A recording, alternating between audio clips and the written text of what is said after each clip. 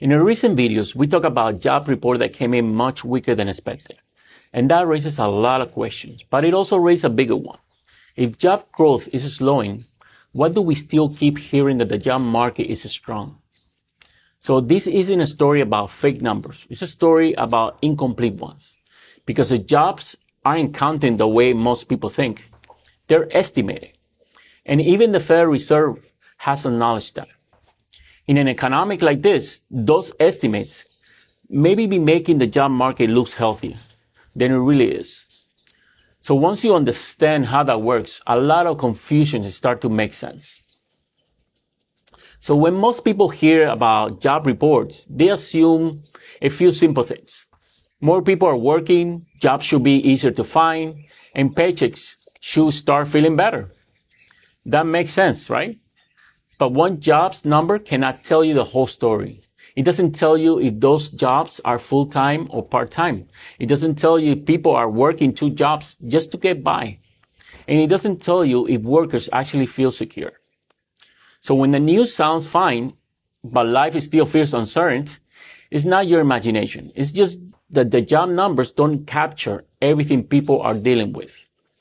And here's the part most people never hear.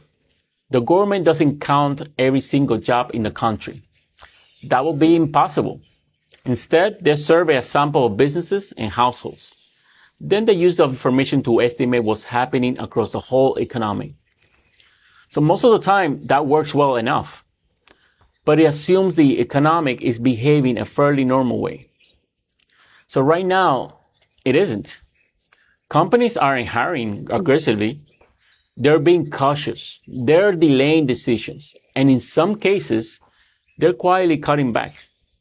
So when that happens, estimates can start drifting away from what people are actually experiencing. So that's why jobs numbers are often get revised later, sometimes months later. And it's not because anyone lied. It's because early estimates are based on assumptions that don't always hold up when the economy is changing. So this is where the Federal Reserve comes in. And this part matters. The Fed did not say that the job numbers are fake. They didn't accuse anyone of manipulating the data. What they say, and more carefully, is that in periods like this, the model used to estimate job growth can make the job market look stronger than it really is. That matters because the Fed uses the numbers when deciding interest rates and how much pressure the economy can handle. So if job growth looks stronger on paper, relief can get delayed. Rates can stay higher longer, and the real stress people feel can be underestimated. That's why revision matters, and that's why this conversation is very important. So what does all this mean in real life? It means that the job market can look stable on paper, even when it doesn't feel stable at all.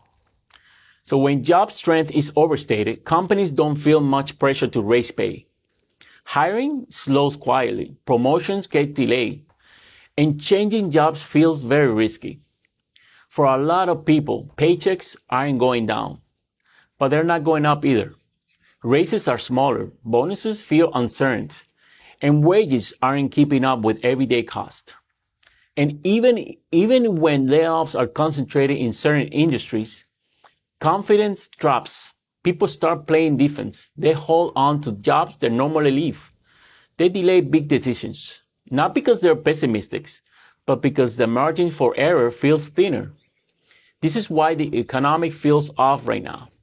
Not because something suddenly broke, but because behavior changed.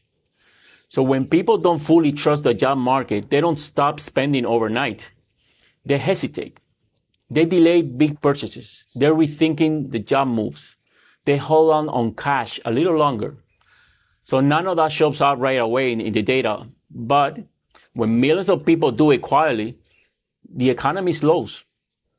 Even then the number still looks okay. Behavior changes first. The data catches up later. So the takeaway here isn't panic. And it isn't that job numbers don't matter. It's the picture isn't as clear as the headline makes it seem. Job growth has slowed. The data relies on assumptions, and people are adjusting faster than the numbers can reflect. The economy isn't broken. It's adjusting and understanding that the difference helps you stay grounded without reacting to every single headline. Thank you for watching.